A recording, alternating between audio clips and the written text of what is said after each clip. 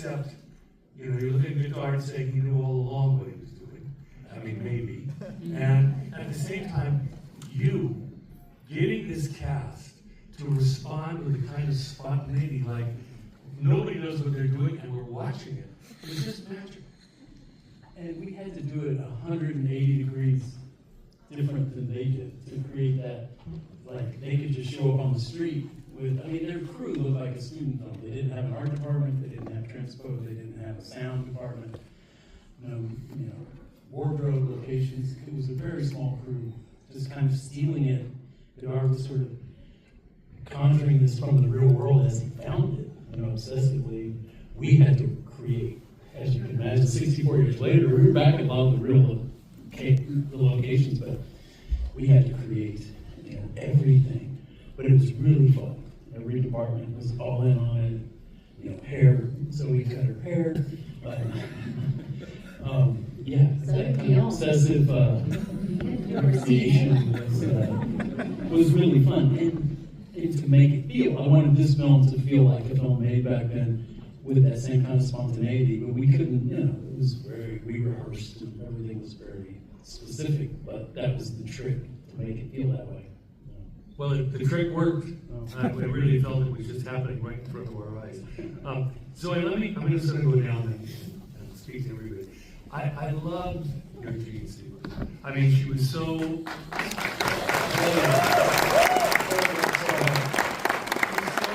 smart and at the same time real, and you believe she's from the Midwest, and at the same time is obviously smart and, spoke French. She was there. She was the real deal, and he found her. And she had when it really comes down to it, and I understand fighting with her husband and all, but she made the choice to do it. And she had the guts to stay with it. And I felt it in her performance. Tell us about what you were creating this.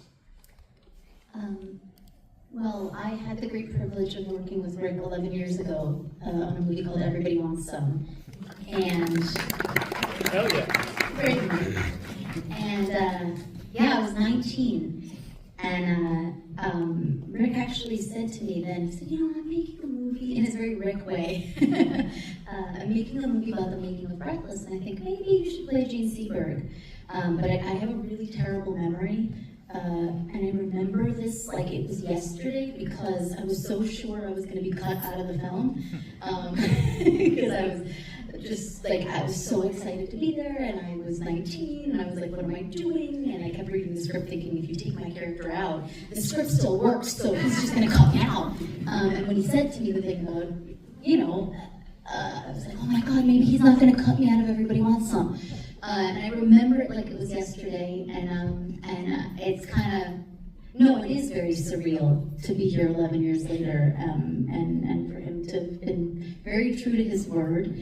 And over the last, decade, I've had time to get to know Jean and fall in love with her. And it was a real honor to get to portray such an amazing artist and human, also at a very specific moment in her life that not a lot of people remember her for. She's remembered very often for a very tragic ending. So to bring joy and love and youthfulness and creativity, though she is of course the skeptic, I took very seriously, So I just wanted to honor her, pay respect, I love her. She lived in this town. She was married to the French consul and a very great literary figure in France. And we got involved in Black Panthers. And if you know the book White Dog, if you saw the film, and the film was very interesting by a great director, but it was one little portion of what that novel had. And if you ever read White Dog, you'll find out a lot about her here. She's a complicated figure, and these are the things in Hollywood. These people come, they have incredible talent, and they live their lives. We forget them, they're historic, they live on the screen, but they really were interesting, complicated people. Speaking of complicated people, how can you, it's so brilliant what you did with Godard, because Godard was so diabolical, all right? But you made him diabolical and fun. I mean, the thing that I love is he's very serious, and at the same time, he's having such a great time because he finally gets to do what he. Listen, any director, and Rick will, when we finally get behind the camera and we can do what we really want to do, it can be a torture, but we're having such a ball, and you communicated that. Thank you. Just talk about it. This is a complicated figure for you to play. Can I just say really quickly, if you don't know, this was both of their first movie that they've ever made.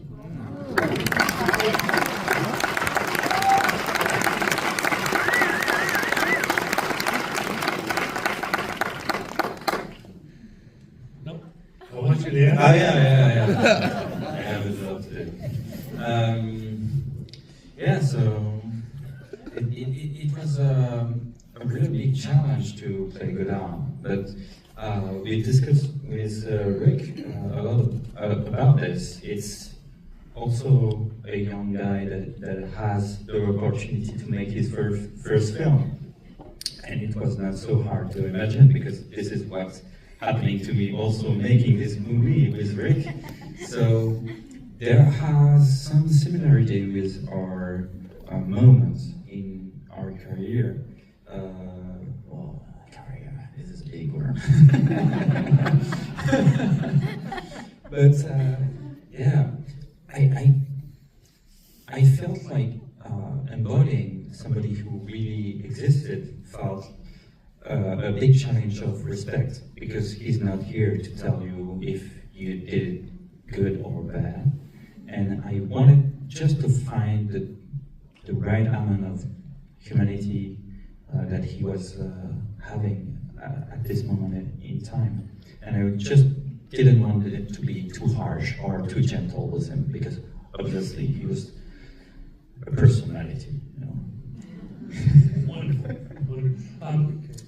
Aubrey, I saw you and I love what Rick does. He, for all of us that know this era, when you see Rivette and you see Chabrol and you see Truffaut, and we know them all right? From my generation. Young people, when they see this movie, they're going to go, who the hell are they? Rick, he puts a lower third on them. And he says, these are crucial, important people in French cinema. And the young people who are looking at it are going to look them up and discover who they were. But he plays homage to every one of them, which I absolutely love. But I'll tell you something, Aubrey, when you came on screen, I just went, I can't believe it. I can't believe that they found someone who could embody Belmondo, who is one of the most indelible characters ever on film. Now, you know what? Because, your personality has to be as delightful as that. You just watch Belmondo having such a good time. Just talk about your relationship with the director and what you had to do. First of all, thank you. I remember Richard told me, okay, you're a young guy and you just want to have fun. You here to make joke and just hang out with your friends. So I tried to make joke and I just hanged out and I tried to be as much with a smile the whole shooting, and that's it. That's pretty. The thing is, there are very few people that have ever been on film. When a movie star hits the film for the first, screen for the first time, they've got it.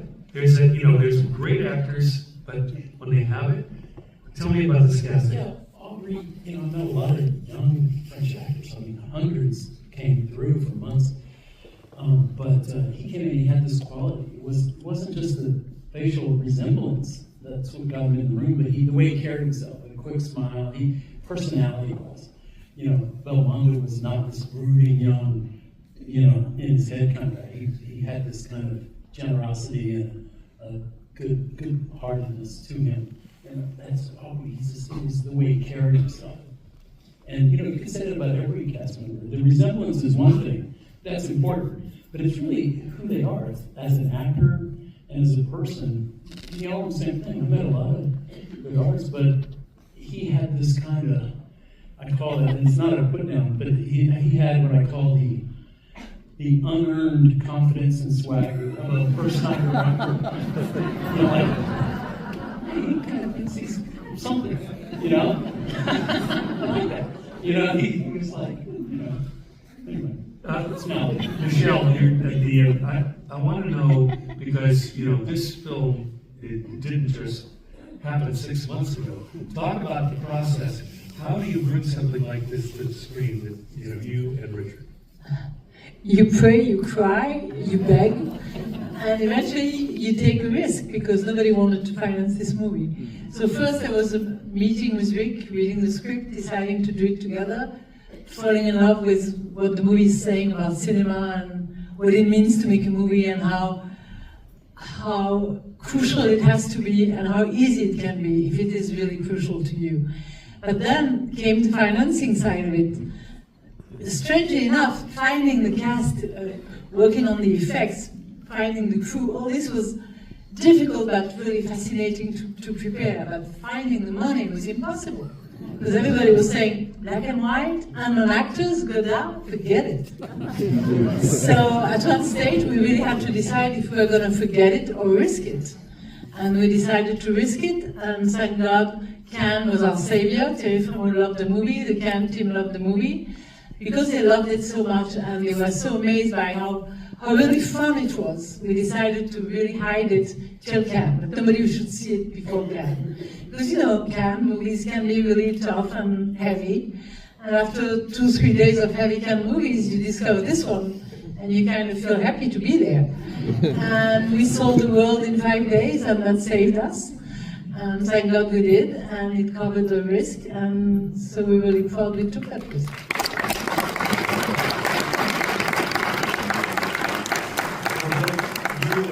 How long from initial discussions till you started shooting? Not so much. We met in June, and we started shooting in March. So, not so bad. So this didn't There's a will, there's a way, you know. There were not so many streets where we could shoot. And we have to say something. The Olympics were crawling up. And you couldn't shoot in Paris because really they were closing everything down for the Olympics. We shot in March and April. And really March, from one week to the other, they would close the street or put scaffolders to repaint it or whatever. So we were in a hurry actually because the Olympic Games were closing the city. Yeah, we'd have a location, and then we'd come back ready to shoot, and there'd be scaffolding. You know, Paris was getting this renovated to look as good as possible. There's someone missing on the stage here, the writer, and you obviously collaborated with the writer. How long did that process take? Yeah, Vince and Holly are colleagues of mine. We worked together over 30 years. So they showed me this like 13 years ago, I think they showed me what they were working on. And I was like, yeah, you know, I've always wanted to make a film about making a film, I think. Most filmmakers do, it swims around your head, but to make it historical, to get into something, someone else's film, something that's historically so interesting, such an interesting moment. I love that time and place. So yeah, we've been working on it ever since. And, you know, That's what I thought. 13 years on the screen. Yeah, I kind of went out with it about maybe 8 years ago. I kind of floated it out, and there weren't any takers. I think after Bernard passed away 3 years ago, I think that upped it maybe for Michelle and Laurent to, you know, like they knew him, and it felt like it was time. So I think in a way that gave us the final leap. I want to know just, you know, when you're doing something like this, and with such lightness and fun, but at the same time, you're on the set, you're in Paris, you have this fantastic cast who are embodying the people that we have indelibly on our minds. What was your feeling when you were walking around? Did you feel the ghosts? How did you feel? Yeah, I said it before. Yeah, no, it was amazing. It was, yeah, it was like living in a cinephile dream. You know, looking up and seeing all these characters. It happened early, even when we were doing our costume fittings. You're casting people because they look right, but I remember Melville, Brisson, and Cocteau came in for the older guys, you know, with their costumes. They were in costumes and standing there. I was like, holy crap, they're here. You know, and it's like, this is going to work. Even seeing these guys sitting at a table talking. Jodie, who plays Suzanne Schiffman, and Adrian, Mr. Truffaut, you guys were just sitting at a table talking, and I was like, oh wow, they're here. You know, so it always felt that way. It was really exciting. I always called this film like a seance. We conjured up, but like I said, they were back together and happy to be there. I mean, these are all, legends. I mean, I'm on the Jean-Pierre Melville Foundation in Paris, and he was such a giant. He was before these people, and at the same time, crucially important as a father figure to them. Yeah, he was watching dailies. You know, not many of us make our first films have as our advisors. Rossellini in our ear, Melville watching our dailies. You know, it's an incredible culture of that moment. That's what people say, is this like your first film? I'm like, hell no, it's not like my first film. I was like alone making a film. This is, what an incredible moment in history, what the culture. You know, and I heard that the Pickpocket and the Breathless crews kind of ran into each other during production. So we need a scene. Let's get Bresson in here. You know, so it was really a cinephile dreamscape, you know.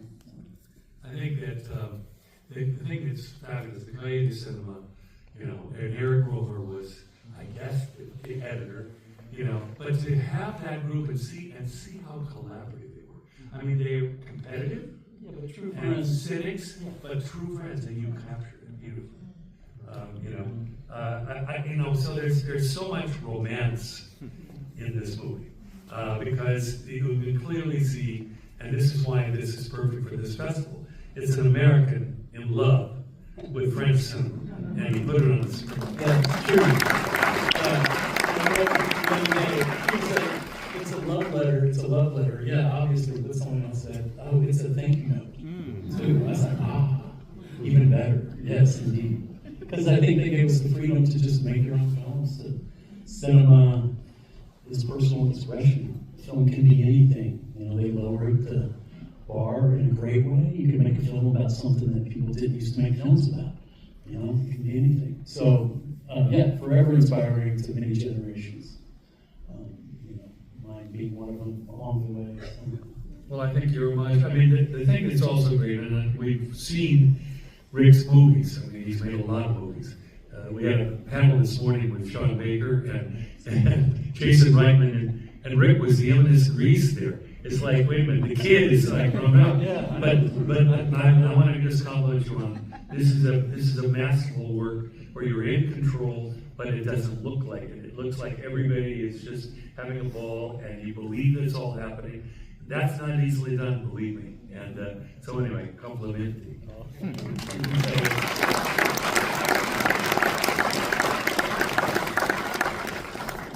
Let's go back down the line here, and let's, it was so well depicted. But, in this instance, Zoe, what were those moments that happened in the process? Because you did rehearse, I understand. But there's still spontaneity that seems to be happening. How much improv was it?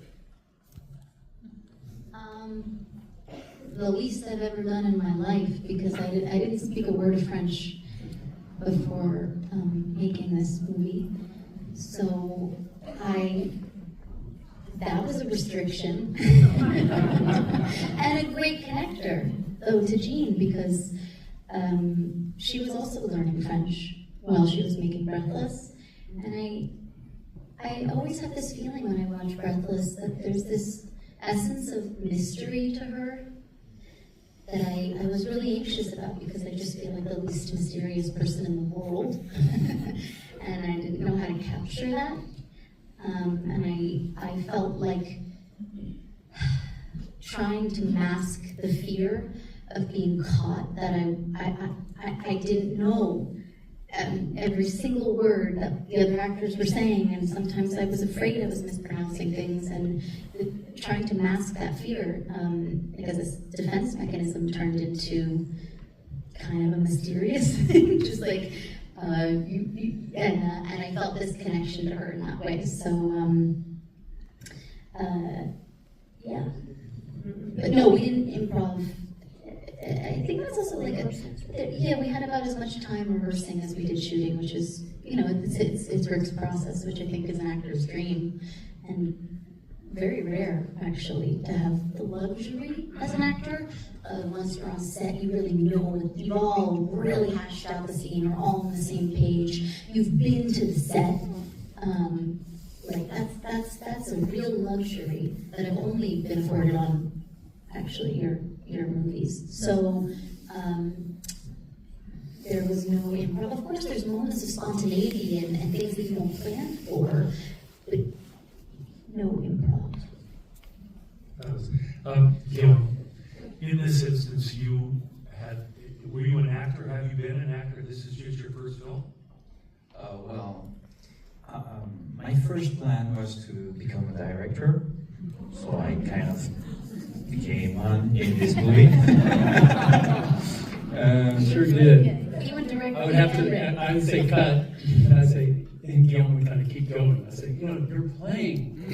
I'm actually directing the movie. You're acting. So Sorry, I was living the dream. No, that's great.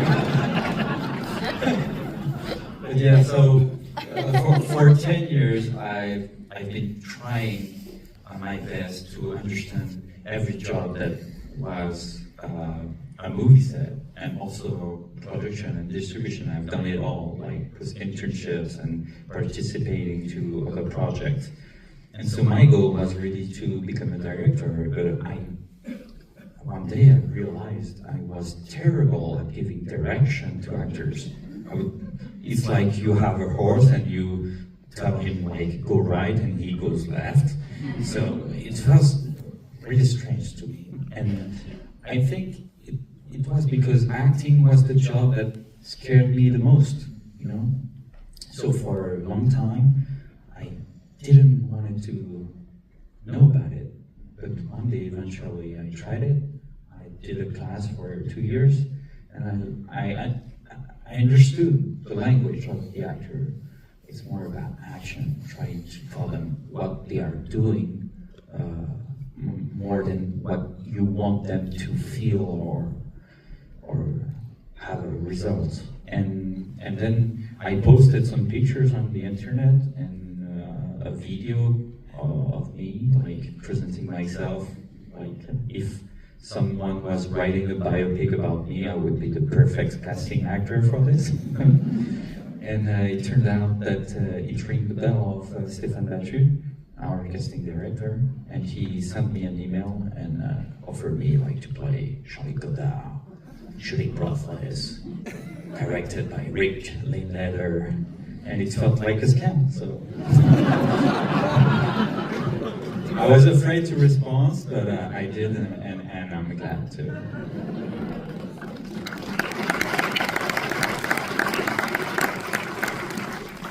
Aubrey, in your portrayal of this fantastic character, you have to put yourself into that. Since you said, Rick said to have fun, and it was clear all the way through that you were having a ball, and that informed me. Did you do the research? I had a sense Belmondo was, an interesting, fantastic character. He did box. He did go to Algeria in the army. Just in terms of informing us, for both of you, how you found that character in this film, this portrayal. I saw famously, Seberg and Godard did not, there was conflict or, just lack of communication or something. You would think she would be upset or this was a bad experience, but you see all these pictures, remember those pictures? She always had a smile on her face, but it was with Belmondo around. So we kind of created something like, there's something going on between you, not, you're both married, not like that, but there's something. Long. Yeah, exactly. But, Just saying.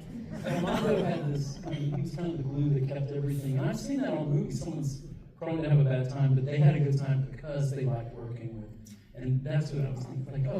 Belmondo made this fun for Seeker in a way. And I think he made life fun for everybody. If you see interviews with him, he's just such a unique character, such a great actor, but this sort of happiness to You have it in the dialogue with Coutard. It says, "It's lucky that the camera loves these two." Yeah. And there it is. Well, that's the magic of while we're still watching this film. 65 years later, I think it really does have to do with something, or conjured something really special happened between Seberg and Beaumont. Something serious and wonderful. It's even hard to put your finger on, but it keeps your eyes on the screen, so there it is. Another thing I love, one of my favorite moments of this film, is with Roberto Rossellini, who is, so important and such a titanic figure in cinema. And then, of course, you see him grab the sandwiches he's eating. And then, here's this new director taking him off, and he's pontificating and telling him all this stuff, and then at the end he goes, you have any money? And that's it. I have worked with Isabella.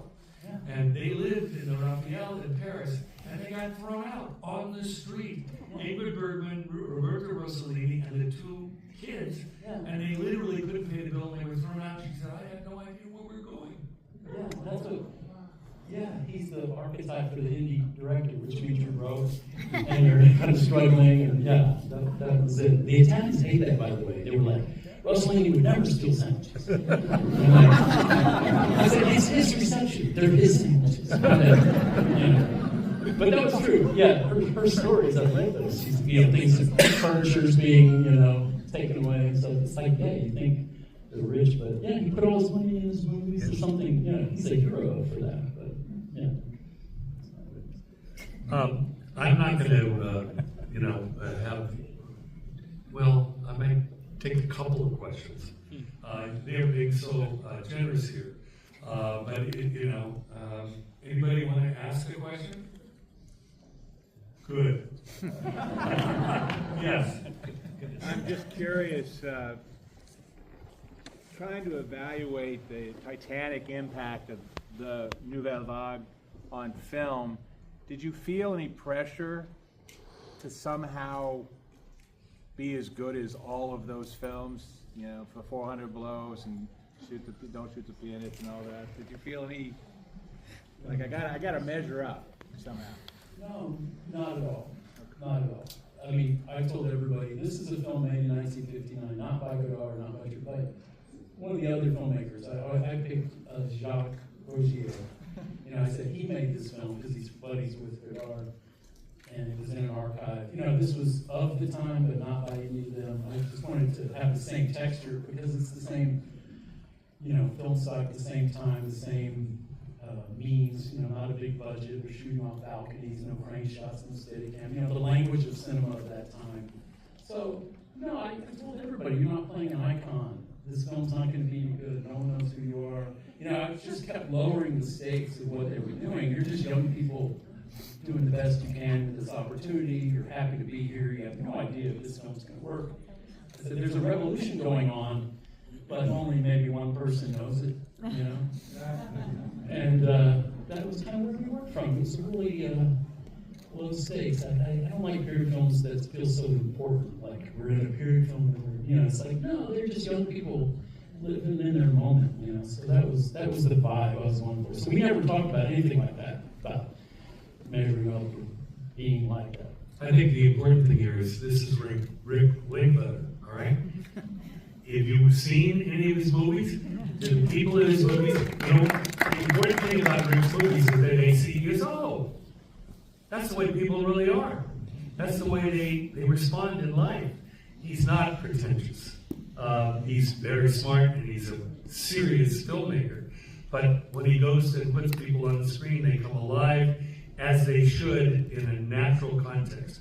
And I think that the thing that's interesting to me and a revelation for me, he's not working in that normal world. He's working here, making a historical movie, but he kept that ethos going through. And that's why I felt, I'm discovering those people. I know what's on screen and in the movie, but I'm seeing what actually happened behind the scenes. So I really loved it.